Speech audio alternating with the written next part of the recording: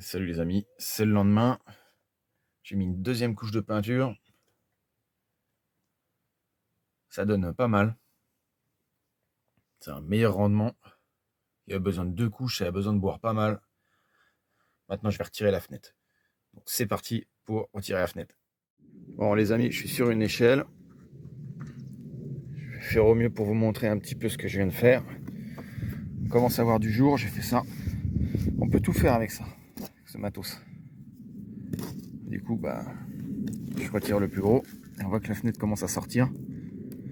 Donc c'est pour bientôt. Ensuite, il faudra tout nettoyer, dégraisser, etc. Voilà. Et ça commence à sortir. Saloperie de joint, regardez-moi ça. Regardez-moi ça. On dirait une fondue savoyarde. En gris, quoi. Voilà. Bon, je vais descendre tout ça, moi. C'est parti. Ça fait bizarre, hein. Camping-car devient une décapotable.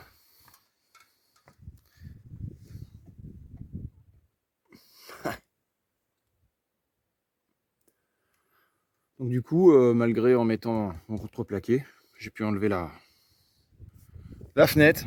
Donc bon, je devrais pouvoir la remettre sans problème aussi. Enfin, tout enlever, tout dégraisser, tout retirer, tout. Avec le ciseau à bois, je pense. De l'alcool et tout tralala, quoi. Alors les amis, c'est pas si simple à en retirer. Mais ça se fait. Et après, je vais rajouter du produit.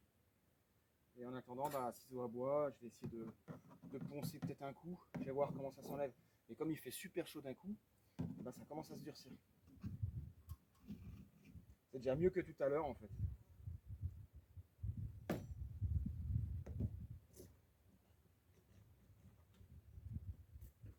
Du sika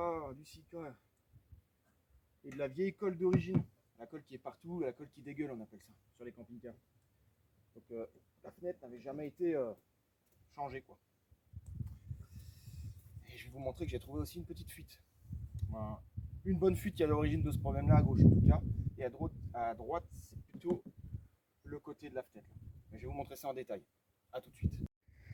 Voilà, on est dessus. Bon. Ça avance doucement. Regardez-moi ça. La fissure. Là. Regardez la fissure. Infiltration. Donc ça va être du sika dessus, 10 étanche partout. Là, on va tout enlever. Il faut que je dégraisse tout. J'avance un peu, mais bon. C'est vraiment galère. Je suis parti chercher mon petit produit à vitre. Je vais chercher aussi de l'alcool. Et puis, il faut que ça soit le plus lisse possible, qu'il n'y ait plus une goutte de colle. Pour que ça puisse vraiment accrocher au niveau du sika. Donc voilà, on va trouver, je sais pas, un moyen pour retirer tout ça, que ça accroche bien. Ça, ce petit grattoir, il va vraiment bien. Regardez, j'ai mis un peu d'acétone là déjà. C'est pas encore fini, je vais nettoyer beaucoup plus. Hein. Mais je trouve ça pas mal. Hein. Faut prendre son temps, quoi.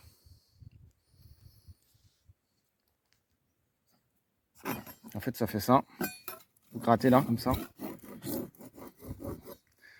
Pareil là, on filme de la main gauche, désolé. Voilà. Ah. Faut être patient, les amis. Patience. Ça va payer. Ça fait super bizarre de pas avoir du coup de fenêtre dans la capucine, quoi. Ça fait un truc bizarre. En vrai, c'est stylé.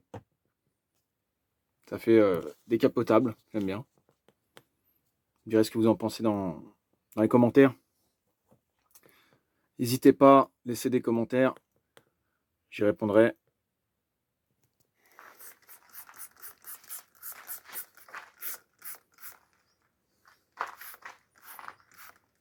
Nettoyage.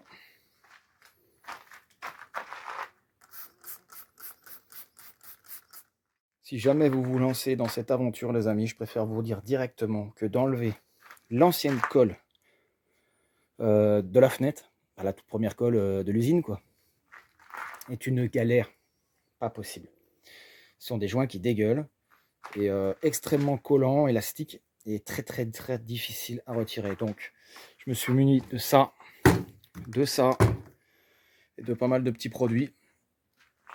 Mais c'est surtout grâce au ponçage et au ciseau à bois que j'ai pu retirer La quantité, il y en avait partout. Là, ici aussi. J'ai tout retiré. Donc, du coup, là, ça pourra être lisse pour être posé. Voilà. C'est parti. On met une bonne plâtrée. À mon avis, ça va prendre plus que d'un tube.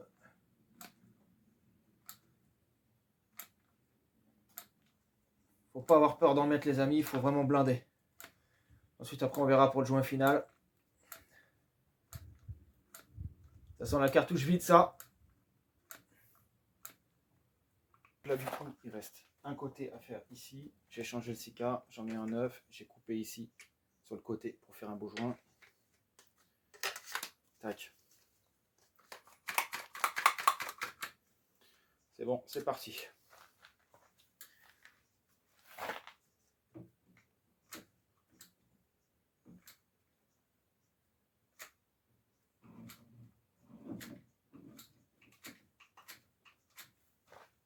Pas avoir peur d'en mettre, hein, vraiment.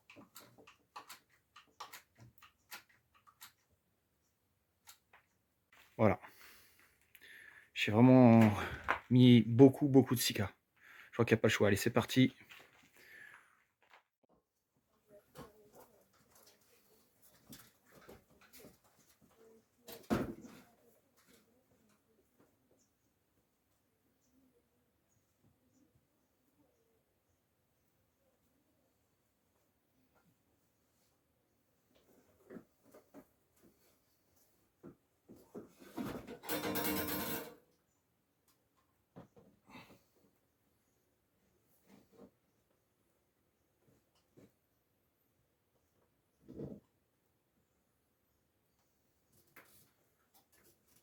Allez, on appuie à mort. Allez.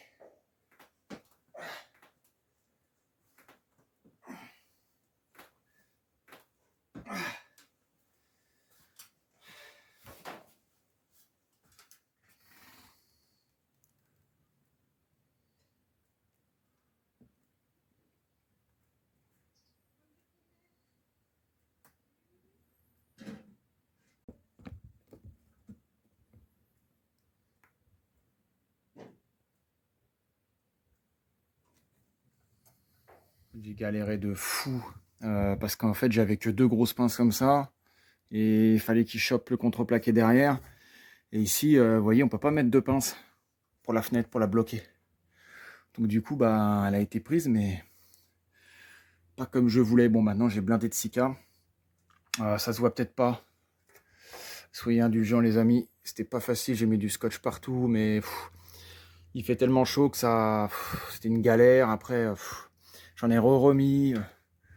Là, je sais que c'est pas beau et tout, mais bon, je peux pas faire mieux, j'avais pas réussi. Voilà, là j'ai mis du scotch, pareil. J'ai essayé de faire des belles trucs, des belles encoches et tout, des beaux machins, mais oh, c'était vraiment une déprime, franchement. Pour la fenêtre, voilà. Ouais. Là, je sais que c'est pas terrible, mais bon. Il faut déjà faire mieux. C'est déjà pas évident. Alors le scotch, déjà, il faut bien le mettre. Il était bien mis, mais quand il se décolle, vous voyez, ça fait des petits impacts comme ça, des petits trucs comme ça, là. Ce qui fait qu'après, ben, je remets un peu de produit vaisselle dessus, tout doucement, gentiment, parce qu'il faut que ça adhère. Et malheureusement, bah voilà, peut-être que je l'ai fait trop, pas assez sec, je sais pas, au moment du décollage du scotch. Mais il fait tellement chaud que je me suis grouillé pour faire au plus vite, quoi. Parce que je me suis fait avoir à des endroits. J'ai dû recommencer à certains endroits parce que du coup, ça avait foiré à cause de la chaleur. Voilà. J'ai fait ce que j'ai pu. Par contre, elle bouge plus, la fenêtre. Salut mes amis, c'est le lendemain. J'espère que vous allez bien. Alors, là, je me mets au polystyrène. J'ai commencé à faire mes petits repères. Avec le mètre qui va bien de 5 mètres. On va couper ça. Je veux du 1,90 m de longueur et du 11,5 de largeur. Ça dans la capucine avec un petit Sika qui colle un peu tout là.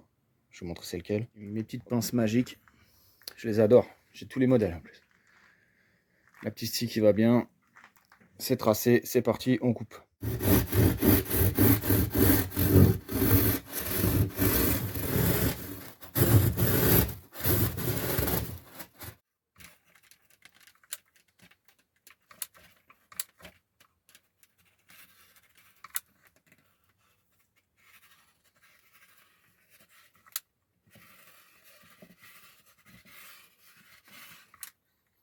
Ça y est, j'ai mis du polystyrène. Bon, j'ai fait tenir ça comme je pouvais parce qu'il y a la colle en dessous.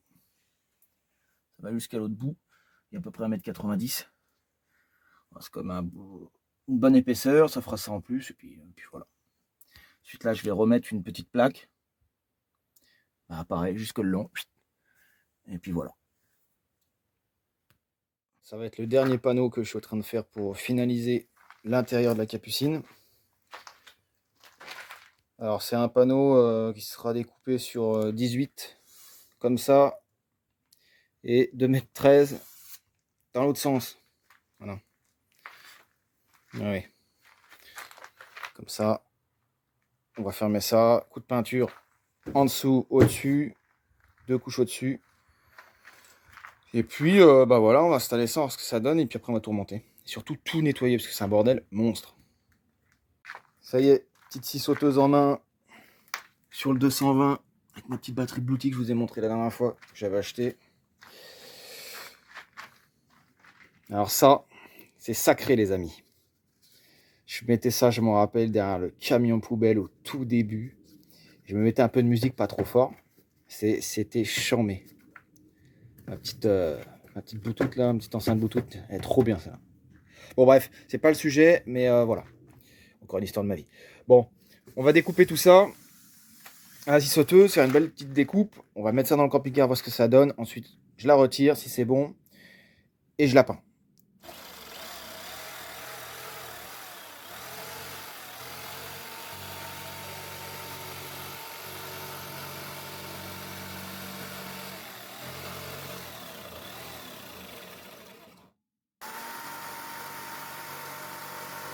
Voilà, j'ai mis ma petite plaque ici. Jusqu'au bout. Il manque plus qu'à rajouter l'intérieur de la fenêtre là. Et puis après, bah, c'est réglé, les amis. Voilà. Voilà, je viens de remettre la fenêtre. J'ai fini mon petit coup de pinceau aussi. Tout est ok, pas de fuite, rien. Tout le site qui a été refait extérieurement. Intérieurement, il n'y a plus de fuite. J'ai testé. Donc du coup, ce qu'il faut maintenant continuer à faire, c'est mettre un bon petit coup de pinceau au-dessus du camping-car avec du dip étanche que j'ai acheté. Ça sera dans une prochaine vidéo, je ferai ça. Et parce que là, on en a fait pas mal déjà. Je vous laisserai découvrir ça plus tard. Et puis comme ça, on sera nickel au niveau de l'étanchéité intérieur-extérieur. Voilà, c'est la fin de la vidéo. C'est la fin de cette partie 3. Il n'y en aura pas de quatrième. Donc j'espère que vous avez aimé la trilogie. J'espère que ça vous a fait plaisir, que vous avez pu apprendre des choses, que ces petits tutos bricolage amateur ou débutant vous a plu. Voilà. Donc n'oubliez pas, petit commentaire, petit pouce bleu, l'abonnement qui fait plaisir pour l'évolution de la chaîne, et puis de partager tout ça. Vous connaissez la chanson. Surtout, n'oubliez pas d'activer la petite cloche. Comme ça, vous pouvez voir toutes mes vidéos à chaque fois, dès qu'elles sont sorties. Voilà. Je vous dis à la prochaine. Prenez soin de vous. Bis de nous trois. Bis des toutous. Ciao, c'était Nono. Bis.